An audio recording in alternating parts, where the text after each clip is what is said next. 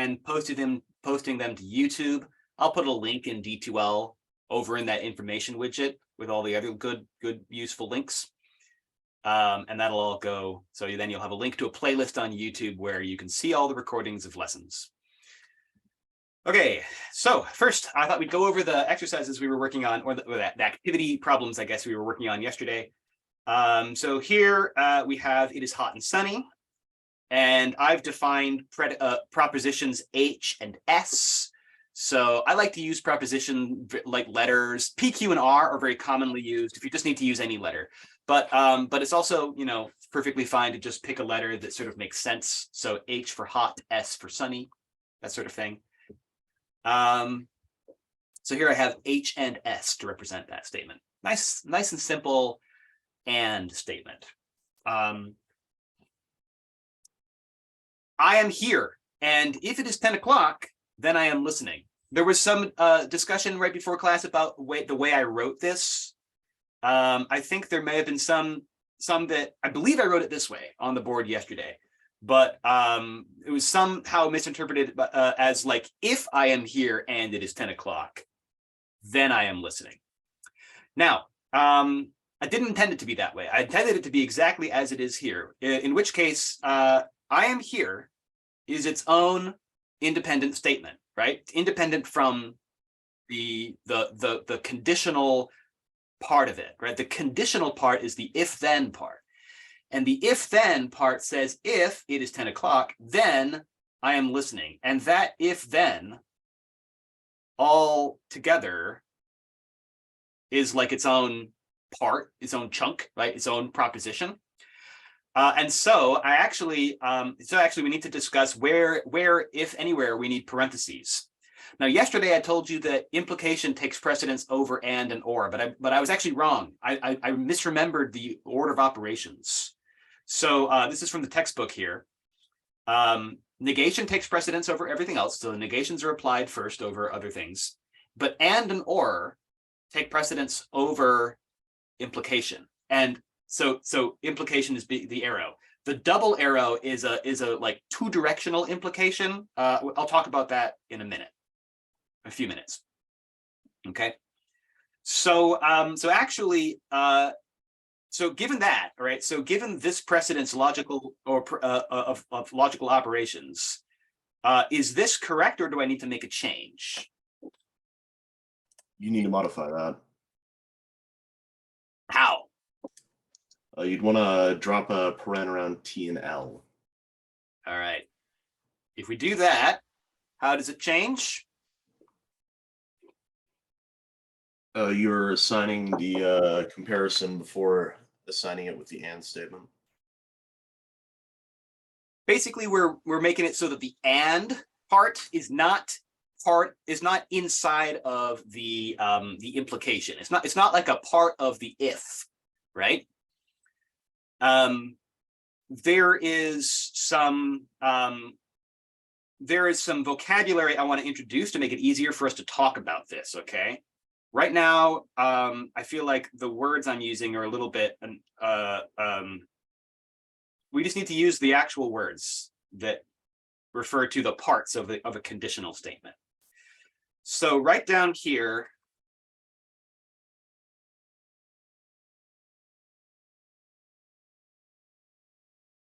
if we have a conditional statement of the form P implies Q, then these have names. The P is called the hypothesis of the implication, and the Q is called the conclusion.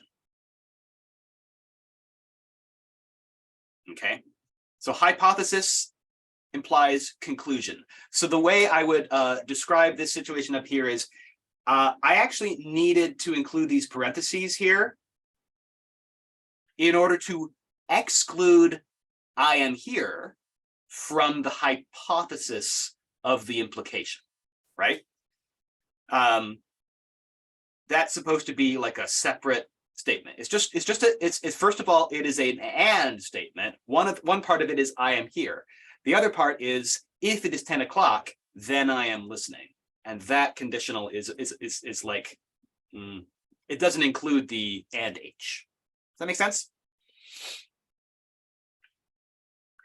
All right, so now we move on to the last one. If I am on campus and not in class, then I am available. So I defined 3 propositions over here, C, B, and A.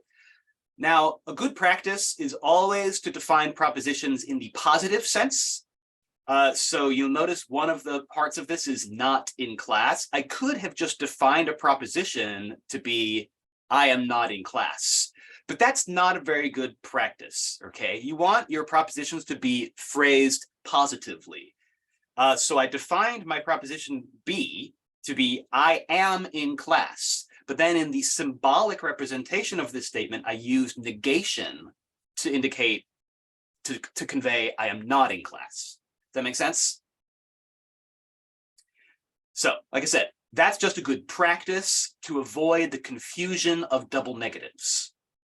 Okay, that makes sense? All right, so there's all my propositions that defined, and then this is the statement. C and not B altogether implies A. Now, technically, based on the order of operations here, these, sorry, I'm on the wrong, just gonna compress everything here. These parentheses here are not strictly necessary, because the order of operations, as we have corrected it, would actually have the and like evaluated before the implication. So if it's written like this, then it's still equivalent. Like it's still, the and is still entirely within the hypothesis of the conditional statement. However, since, as you can tell, I often forget these things, I like to include parentheses anyway, just to avoid any possible confusion.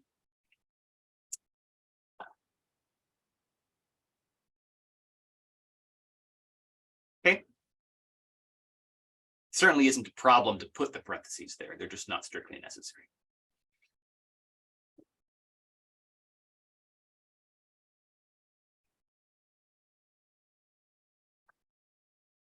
All right, so any questions on this?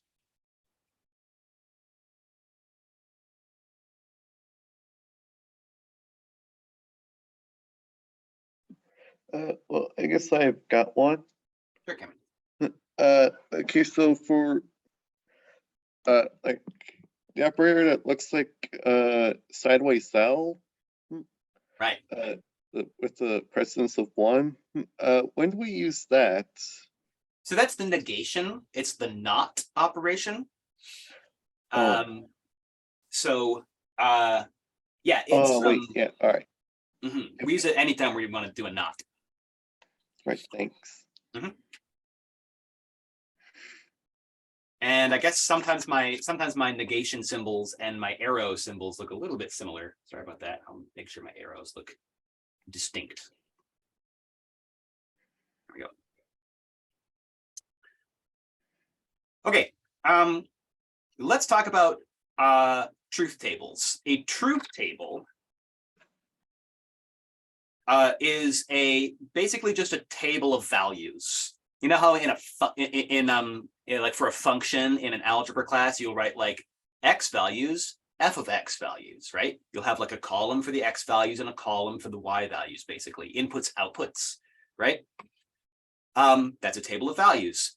A truth table is a table of values for a propositional function, basically. It's like all of these operations we're talking about, like doing and doing or, they're kind of like functions where it's like plug in 2 inputs and get an output, right?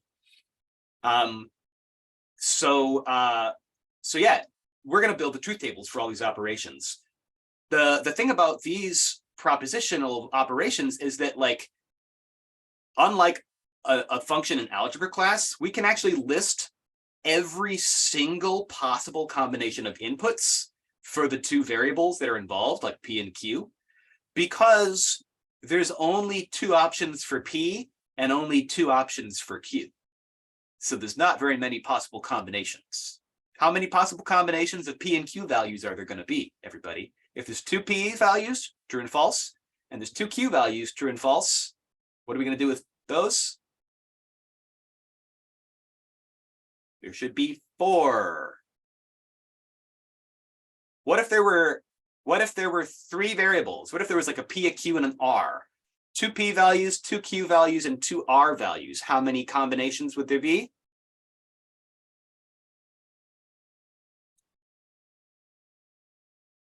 I see 2 answers out there. I see 6 or 8. The answer is 8 because we're not adding, we're multiplying. 2 times 2 is 4, and then 2 times 2 times 2 is 8. So that's how you count the number of possible combinations of different values for things. So we're going to do truth tables here for different operations. So we can see what they look like. Start with and then we'll do or, and then we'll do XOR, so we can compare. Then we'll do implication, and then we'll do, or otherwise known as conditional, and then we'll do what's called biconditional, and I'll talk about what that is. All right, so now, over here, in the first 2 columns, I'm going to put all the possible values for P and Q. Now, there's many different ways you could arrange the different combinations of P's and Q's. Trues, like T's and F's for trues and falses. But there is sort of a standard approach here, which is from the left, you alternate. And then we increase the number of repetitions as we go to the leftwards. So this is something called lexicographic ordering, by the way. It's a specific ordering, a specific way of ordering things. It's just alphabetical order. It's not actually alphabetical because in the alphabet, F comes before T, but it's similar to alphabetical order in that it follows the same rules. Lexicographic order. Okay. So I'm just throwing that out there so you can look it up and read about it, or ask me about it later if you want to learn more about that ordering. It's not strictly necessary. So now let's talk about what is the output truth value of each of these operations. So if we're saying P and Q, so let's say P, just for example, let's have 2 things. Let's have P be, it is Tuesday, and let's have Q be, it is, or I am asleep. All right. So if it is Tuesday and I'm asleep, meaning if both of those things are true, and then I come along and say, hey, it's Tuesday and I'm asleep. And not that I would say that because that would be kind of hard. Whatever. Is what I said true or false?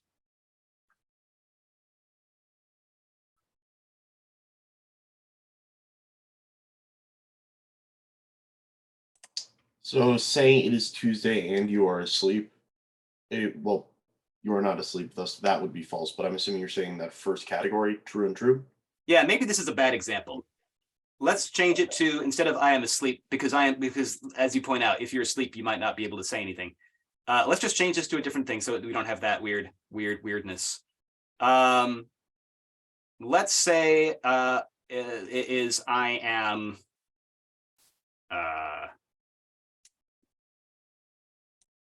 hungry. Working? Working. There we go. I like it. I am working. Yeah. Part of the problem is that a lot of times we have things being slightly vague. Computers, though, don't think anything is vague, right? Everything has a value. So we're treating all these propositions as if they have a value in any given context, right? So even though they might seem vague, we have to pretend that they're totally not vague at all and that they are well-defined. Bilal, I see a hand raised. Do you want to ask a question? So I had a question about the far right, the symbol where it's 2 arrows facing each side. Oh yeah, yeah. So what is that? It's basically implication one way and implication the other way, but we'll get to that in a minute. Does that mean like if Q then P and then if P then Q? Yes, yeah. Oh, okay. Mhm. And then for XOR, does XOR basically indicate that one of them is always going to be false? You're getting ahead a little bit. We're gonna fill out the whole table, so all your questions will be answered. Oh, okay. Yeah. All right. If it's P and Q, so if it's Tuesday and I'm working, and I assert that it's Tuesday and I'm working, both of those propositions are true. This is true. I mean, if I assert that it's Tuesday and I'm working, then that could be false in a number of different ways, right? What if it were not Tuesday? And if I said it's Tuesday and I'm working, then in that case, the first part of that and statement is false. And that makes the entire and statement false. So that would be the third row here. If the first part is false, but the second part is true, if I'm working right now, but it's not Tuesday, the whole thing is false. Likewise, if it's Tuesday, but I'm not working, saying it's Tuesday and I'm working is likewise false, right? So basically, if either one of those two propositions in the and statement is false, the whole thing is false. And if they're both false, it's still false, right? So in other words, an and is only true when both propositions are true, right? I should say I've been wanting to use another word here. I keep on using the phrase an and statement, but there's another name for this, which is called conjunction. And so I want to introduce that so that I can use it. Okay, an and statement is also called a conjunction. Okay. All right, so that's and. What about or? An or is called disjunction. And remember that or statements are always inclusive or, unless we're specifically using the XOR, right? So this is a disjunction is an inclusive or. So that means if either one of the two propositions is true, then the whole thing is true. Like, so if it's Tuesday, but I'm not working, it's true. I can say it's either Tuesday or I'm working. It is Tuesday or I am working. Inclusion of the word either, by the way, I don't personally think that makes a difference in the meaning. I think that it's still an inclusive or, whether you use the word either or not. But that's something where some people disagree with me about that. Some people think if you say either, then it has to be an exclusive or. I don't know. You can argue about that. It doesn't really matter that much, as long as we clarify, right? Again, if I'm working but it's not Tuesday, it's still true. And if I'm both working and it's Tuesday, yeah, it's still true to say it's Tuesday or I'm working. The only time that's false is if both of those things are false.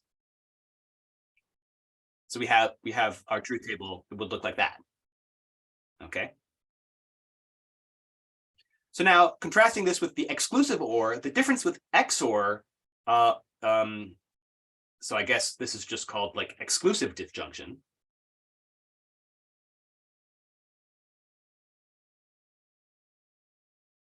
It's all the same except for the first row. It's still true when exactly one of the two propositions is true. It's still false when they're both false, but the difference is it's also false when both things are true, because it excludes the and case.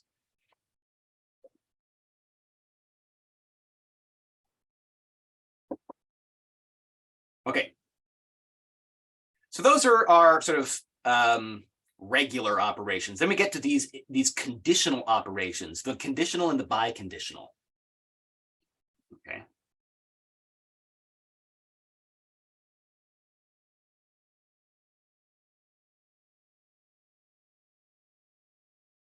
Start with conditional. If P, then Q. How do we evaluate the truth value of a statement like that? So let's read in the first row. If both P and Q are true, I say if P, then Q. In our example, it would be if it is Tuesday, then I am working. What this basically means that whenever it's Tuesday, I'm working, right? So if that were true, then it would basically mean that I work all day on Tuesday, like 24 hours. But if the P implies Q, we say that that's true when like the result of this operation, okay? Because you don't want to think of this as an equal sign. That was brought up a little while ago. The comparison of implies to equals. It's not an equal sign. It's an operation. It's much more akin to like a plus or a times. It is an operation, 2 inputs and 1 output. And if P is true and Q is true, we say that the implication overall is true. We say, if it's Tuesday, then I'm working. It is Tuesday and I am working. So in that context, it's true. Okay.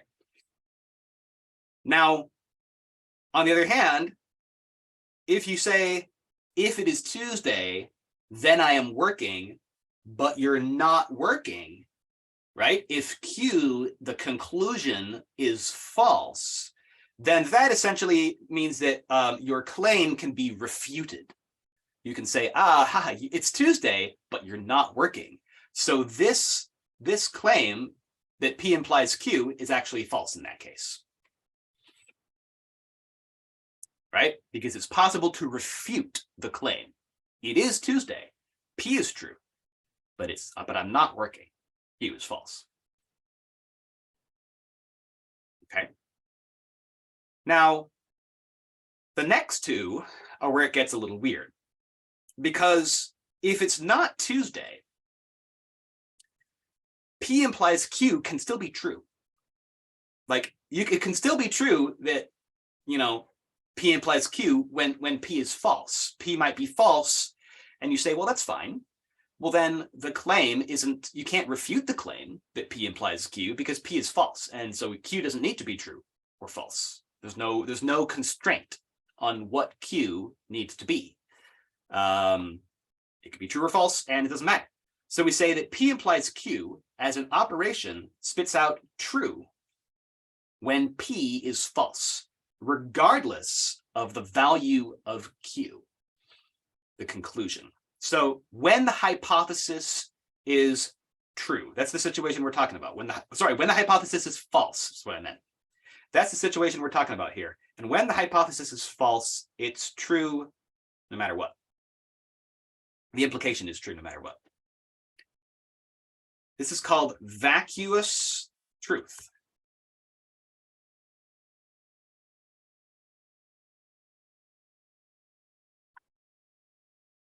A conditional statement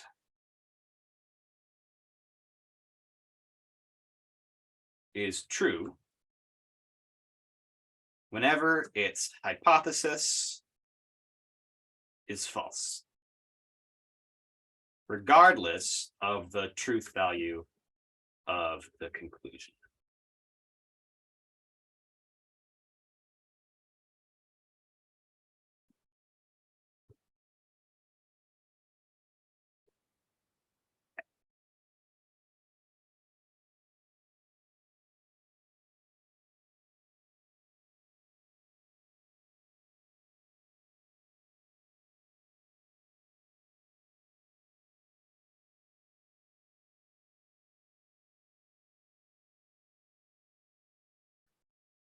Okay, thoughts on vacuous truth?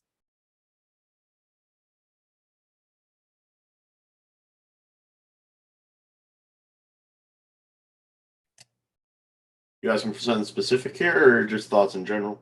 No, just thoughts in general, because this is a point which is often hard to wrap your head around, or maybe hard to accept. I don't want to put any ideas in your head, I guess, but I just want to give this space to breathe and for you to think about it. Like, it feels obvious when you just read it out loud, because the implication is if you can't have any context about the statement, there's no reason to assume it to be false. Because there's no context being provided about the case of when the hypothesis is false. There's no context there. Yeah. Is there could be some third-party statement being made outside of it. The one thing that people sometimes propose is, well, like, maybe if we don't have any context to evaluate the truth, maybe if we don't have any way to like, maybe we don't have any way to refute it, but neither do we have any way to prove it. Maybe we should say that it doesn't have a truth value, or like its truth value is sort of undecided or something like that. Does that make sense? That is not unreasonable. And in fact, there's plenty of mathematicians and logicians who think that there should be some other, like, sort of other truth value, some like maybe non-truth value. There's like some other case of something in between true and false where it's like undetermined or something like that. We do not do that in classical logic. So there is something called the law of the excluded middle, which basically says every proposition is true or false. No, neither, and no, both. There is no middle ground between true and false in classical logic. Okay? So a proposition has to have a truth value.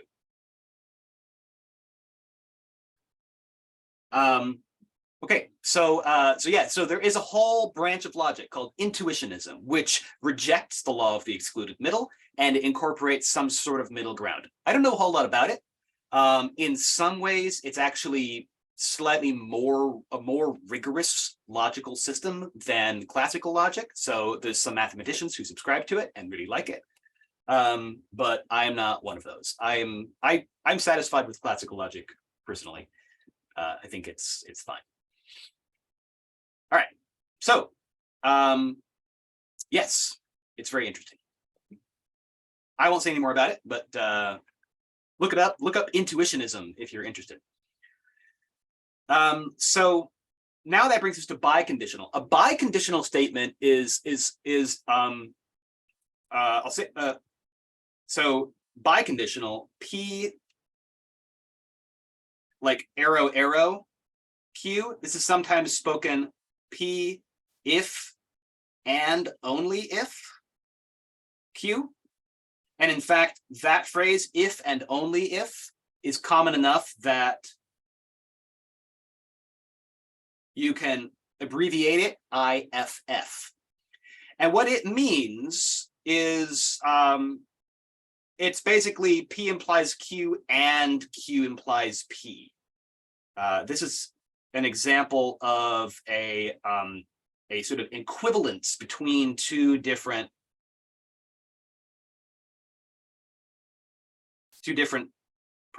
compound propositions. This symbol here that I just wrote, the triple equals, that means equivalent. And P if and only if Q is equivalent to saying P implies Q. It's an arrow there. And Q implies P. So they imply one another. So let's think about what that would mean for the truth value. Well, if P and Q are both true, P implies Q is true, and Q implies P is also true. So overall, the biconditional is true, right? P implies Q is true, Q implies P is also true. So that's what I get for the first row when P and Q are both true. Now, if P is true and Q is false, now what do we have? Well, the P implies Q is false in particular. So if one of the two parts of the conjunction, this and statement here, right? If one of the two parts is false, as we know from the and truth table, the whole thing has got to be false. So our biconditional is false in that case. In the third row, our forwards implication, P implies Q, is true vacuously. But the backwards implication, Q implies P, if you go backwards, you have true implies false. And just like the second row of the table, that's false, right? So in this third row, this time it's the second part of the conjunction down here, which is false and makes this whole thing false.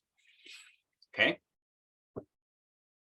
When you get to the fourth row, if both of the propositions are false, then P implies Q is true vacuously, as stated here, right? But Q implies P backwards, also true vacuously, right? Because Q is also false. So we have true. So looking at the cases when a biconditional is true, we can see that the biconditional operation spits out true exactly when the propositions on the left and right side have the same truth value, right? The exact same truth value. Which is useful because if you want to establish the concept of equivalence, which we do, all right, when we establish rigorously the concept of equivalence between truth values, we use a biconditional operation to define that, right? Because biconditional essentially is checking to see if the truth values on the left and right are the same.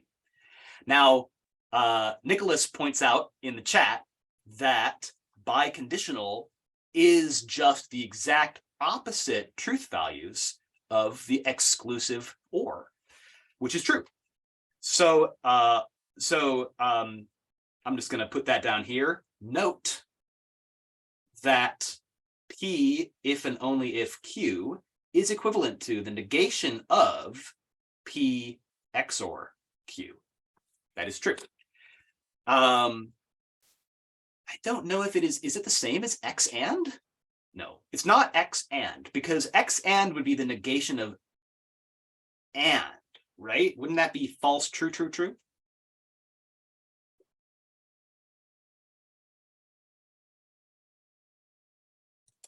No, that's not what I meant. No, that's not how the X works. I've never heard about X and.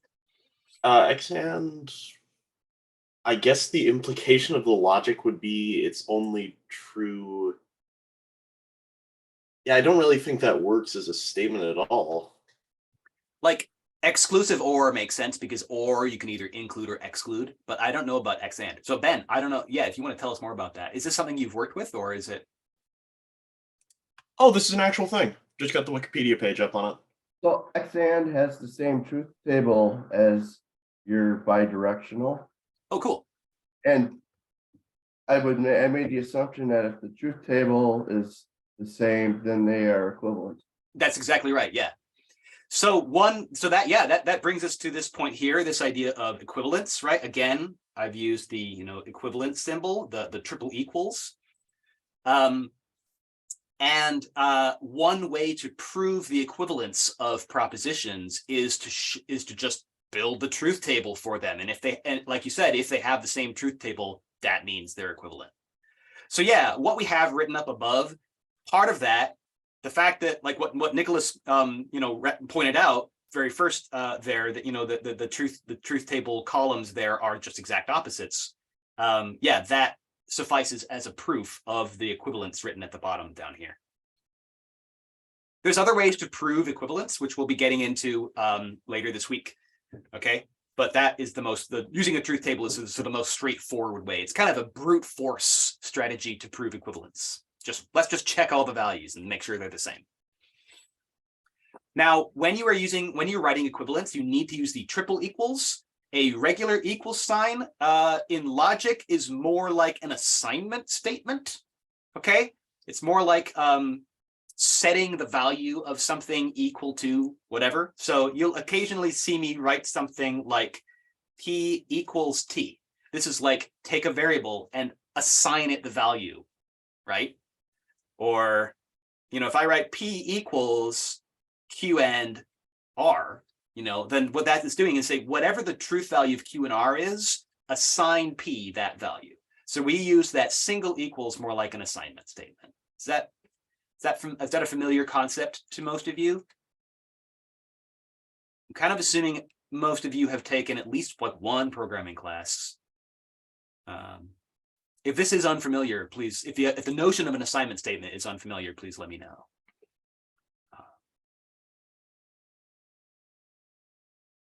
Yeah.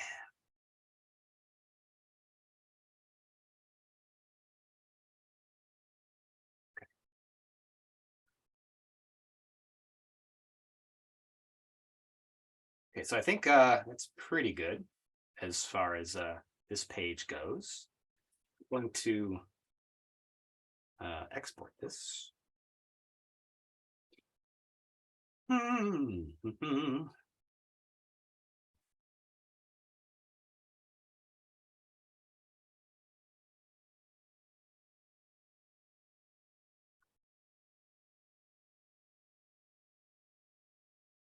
And I'll start posting these to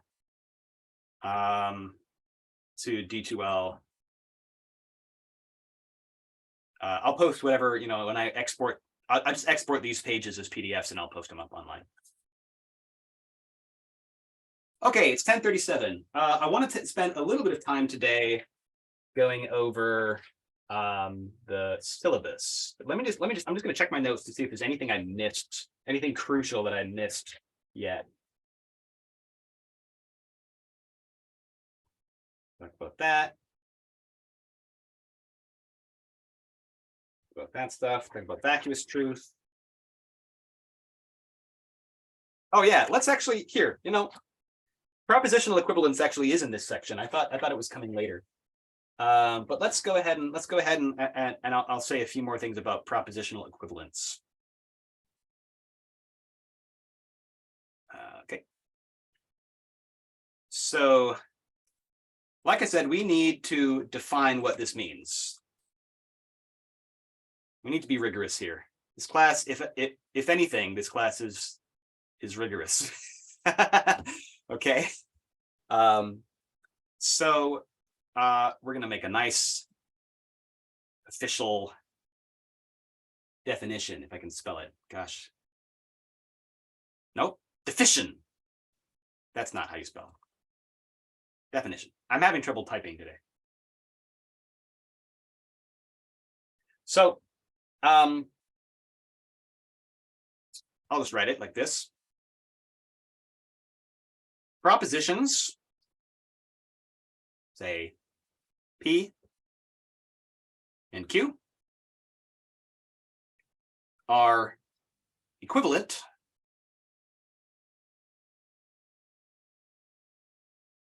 what we're defining here, which we denote with that triple equals, right?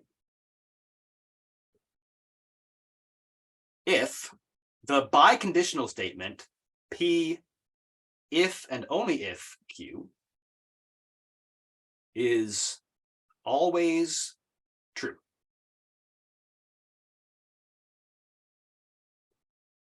And that is, by always, what I mean by always here is regardless of the truth values of any other variables.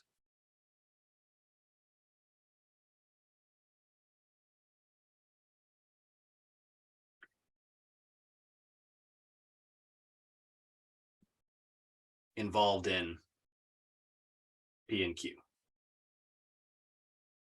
individually. Okay. So in that example, we had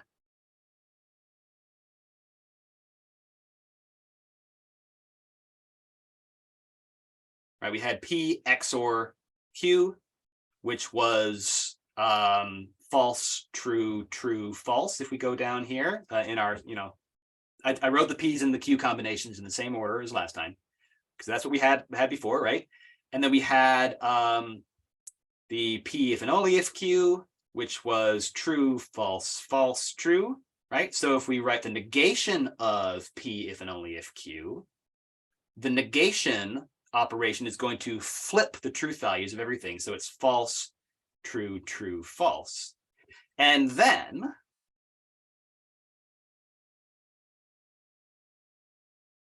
if I write one more column for this truth table, and I put P XOR Q, if and only if, negation of P if and only if Q.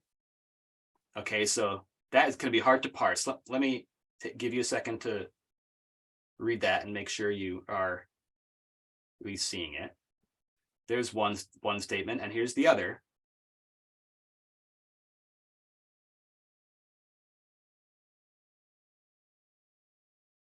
Okay. There's one column. Here's the other column. So there's the blue column and the red column. What we're doing is we're applying a biconditional statement to combine those columns, basically, combining those two compound propositions. Looking across would be false if and only if false is true, because they're the same value, right? True if and only if true, true. True and only if and only if true is true. And then false if and only if false is also true. This is what is meant by always true. It means that the truth table output is true, true, true, true, true all the way down. Okay, therefore, we can write P if P XOR Q is equivalent to the negation of P if and only if Q. Okay, so this is how we define our notion of equivalence. And there's a couple of words to introduce now.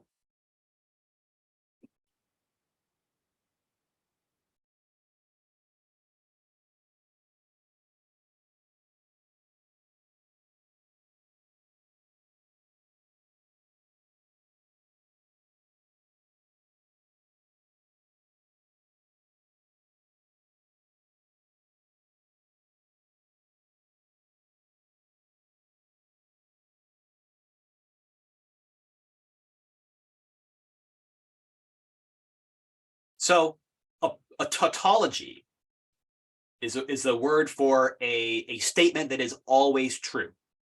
It's just there's no situation it can be false, right? So a tautology. So what we just showed by this truth table is that this compound proposition, this big long compound proposition, right, that I wrote at the top there, that is a tautology. Because the truth table's true, true, true, true all the way down, regardless of the particular values of P and Q, right? That have the variables involved. Yeah, so like this definition of equivalence could be stated, two things are equivalent if they're biconditional, combining them is a tautology. And then going along with tautology, the other vocab word we need here is the opposite of a tautology. If you have a compound proposition whose truth table is always false, that's called a contradiction.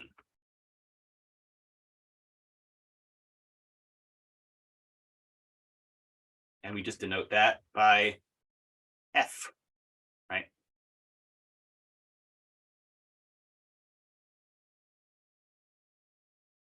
The concept of a contradiction is a really useful concept in for several proof strategies. So we'll be getting back to that later in this unit.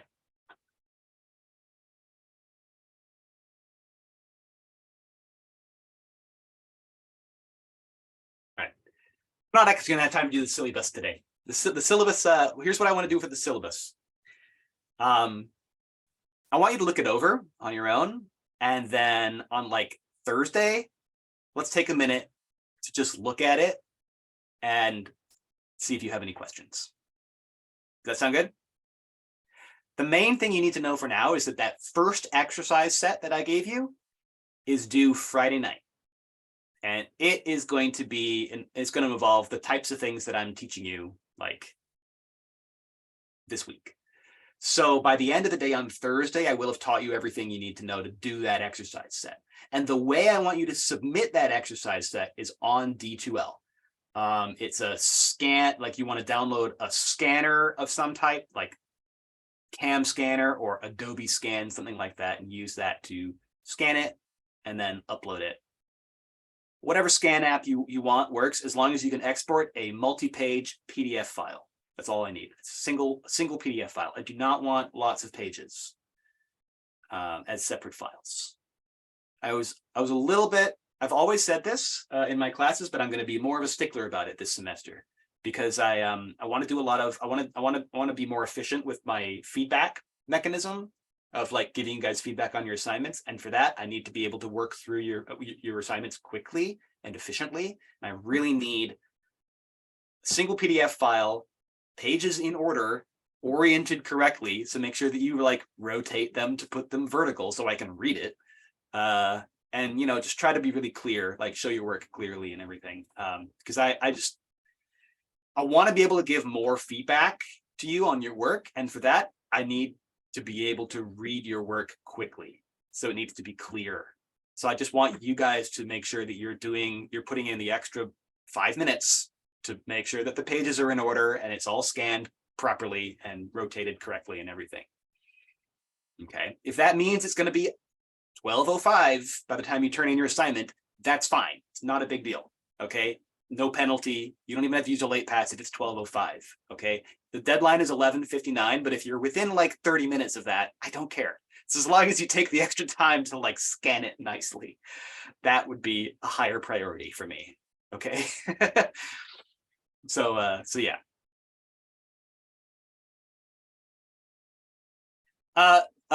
You know, the quiz function on D2L is fine, but it's not going to work well for assignments, and it doesn't have a good feedback mechanism, which is the main reason I'm not using it. I am going to use that for homework, which I'll talk about later. Okay, so folks, so I've got like one more thing I want to present to you today. One more idea with a couple of vocab words, and then we'll call it a day. So let's consider a conditional statement. P implies Q. Okay. For a conditional statement, there's several other related conditional statements that have names.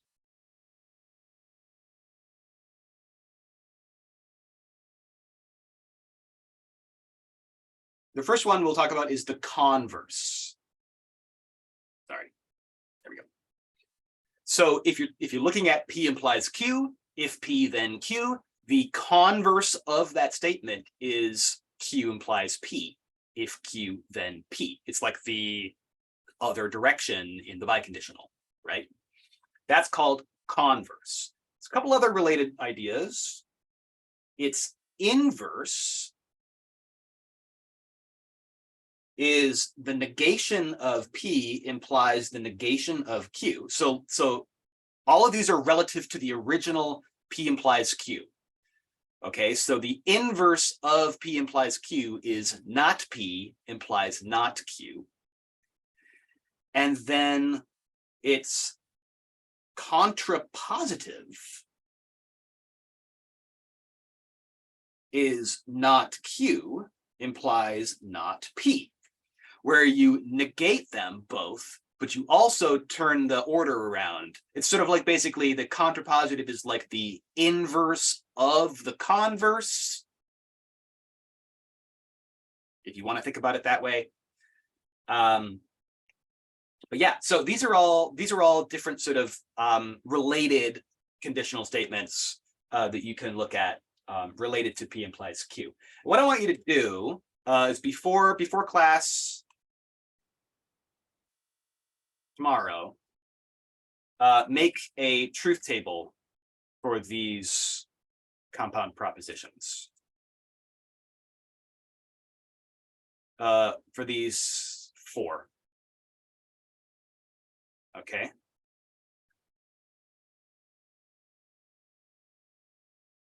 And we'll go over that. We'll go over that tomorrow.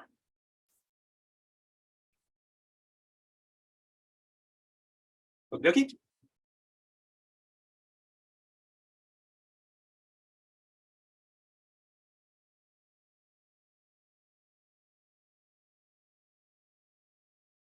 So to be clear, when I say 4, I mean this one, this one, this one, and this one.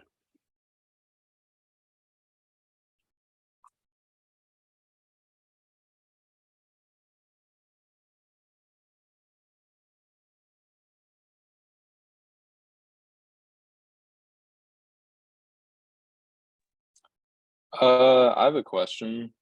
Sure, Trevor. So for your definition of propositional equivalence, Hmm. you had the biconditional be Q to Q. Oh, crap. I was just, is it supposed to be that or P to Q? P to Q. I was a Okay. typo. Dang it. Oh. Sorry. I will fix that before I upload it.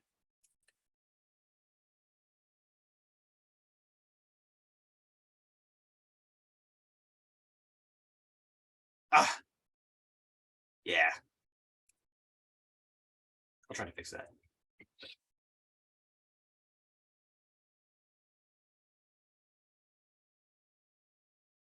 See if I can do it.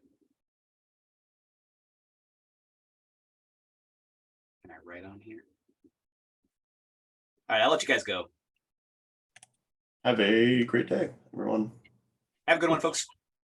Have a good day. A good day. Bye, all.